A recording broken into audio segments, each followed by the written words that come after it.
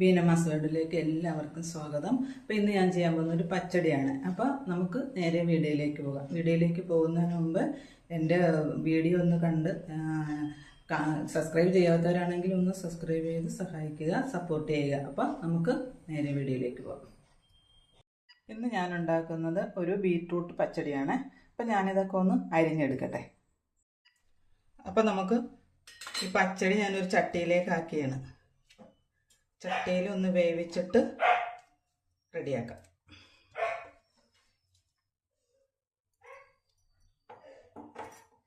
അതിൻ്റെ കൂടെ ഈ പച്ചമുളകും അങ്ങ് അരിഞ്ഞിട്ട് ചെറുതാക്കി അരിഞ്ഞിടണം. പച്ചമുളക് എന്നുവെച്ചാൽ വേറെ എരിവൊന്നും നമ്മൾ ചേർക്കുന്നില്ല. അപ്പോൾ ഓരോരുത്തരുടെ എരിവനുസരിച്ച് ഇതങ്ങ് ചേർത്ത് കൊടുത്തേക്കുക.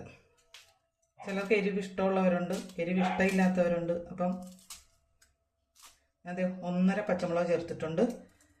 അതുപോലെ ഒരു ചെറിയ കഷ്ണം ഇഞ്ചി എടുത്തിട്ടുണ്ട്. അതും കൂടി അങ്ങ് ചേർത്ത് കൊടുക്കുക. ഇഞ്ചിയൊക്കെ ചേർക്കുന്നത് കറികൾക്ക് നല്ലത് തന്നെയാണ്. കുറച്ച് വേപ്പില.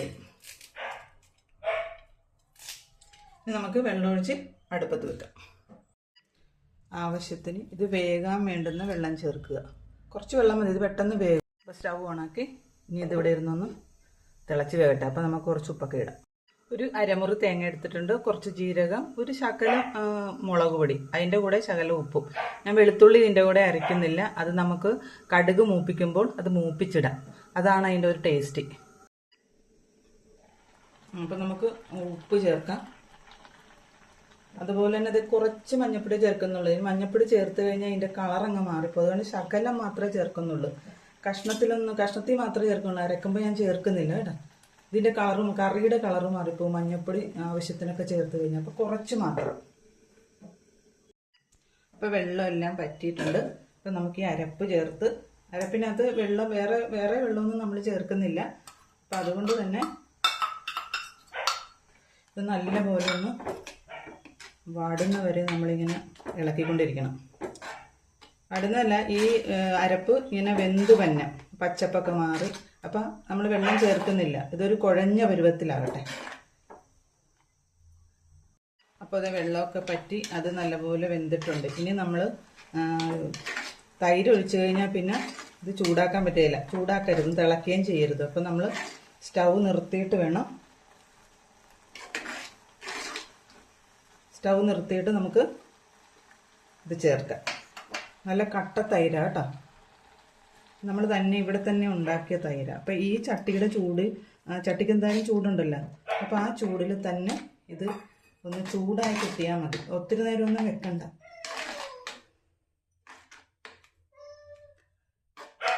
ഞാനൊരു ശകലം മഞ്ഞൾ ചേർത്താണ് അതിൻ്റെ കളറ് കുറച്ച് മാറിയത്. മഞ്ഞൾ ചേർക്കാതിരിക്കുന്നത് നല്ലത്. പക്ഷെ മഞ്ഞൾ ചേർക്കാതെ നമുക്ക് തോന്നിയേ ഇല്ല. അതാണ്. ഇച്ചിരി ഉപ്പ് നോക്കിയേക്കാം. ഉപ്പൊക്കെ ഉണ്ട്. ഇപ്പോൾ പാത്രം ചൂടായിട്ടുണ്ട്. നമ്മൾ കുറച്ച് എണ്ണ ഒഴിച്ചു കൊടുക്കാം. കടുക് താളിക്കാനുള്ള എണ്ണയാണ്. എണ്ണയൊക്കെ അവരവരുടെ ആവശ്യത്തിനും ഇഷ്ടത്തിനും ഒക്കെ ചേർക്കാം. ഇത് ഈ പാത്രം നിൽക്കില്ല, അതുകൊണ്ട് ഞാനൊരു ചിരട്ട എടുത്ത് വെച്ചിരിക്കുന്നതാണ്. ഒന്നും വിചാരിക്കണ്ട കേട്ടോ.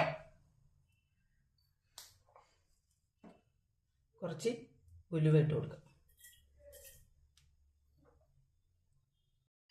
ഞാൻ ഉലുവ ഇട്ട് കഴിഞ്ഞപ്പോൾ ഒരാൾ വന്നു, തയ്ച്ചത് മേടിക്കാൻ വേണ്ടി വന്നത്. അപ്പോൾ പിന്നെ നിർത്തിയിട്ട് പോകേണ്ടി വന്നു. അപ്പോൾ അതാണ് ഇച്ചിരി താമസമുണ്ട് ഇതൊന്ന് ചൂടായി വരെ. അപ്പോൾ കടുക് ഇട്ട് കൊടുക്കുക. ഉലുവ പൊട്ടിയിട്ടുണ്ട്. കടുകൊന്ന് പൊട്ടട്ടെ.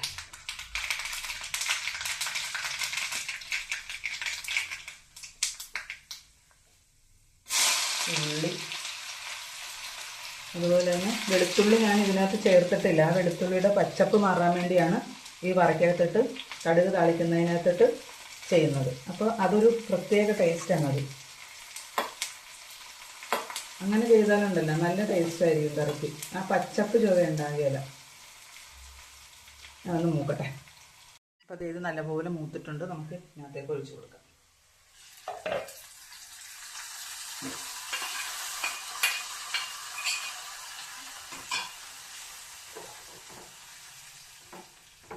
ഇളക്കി നല്ലപോലെ അകത്തേക്ക് ആക്കിക്കഴിഞ്ഞാൽ അതിൻ്റെ ഗുണങ്ങളെല്ലാം അതിനകത്തേക്ക് പിടിച്ചോളും. അപ്പോൾ നമുക്കിനി മൂടി വെക്കാം. അപ്പോൾ ഇന്നത്തെ വിശേഷം ഇതാണ്. എല്ലാവരും ഇതൊന്ന് ട്രൈ ചെയ്ത് നോക്കണം. ഇത് കുറച്ച് കഴിഞ്ഞുള്ള ഭാഗമാണ്. അപ്പോൾ കളറൊക്കെ നല്ലപോലെ ഇറങ്ങിയിട്ടുണ്ട് ഇതിനകത്തേക്ക്.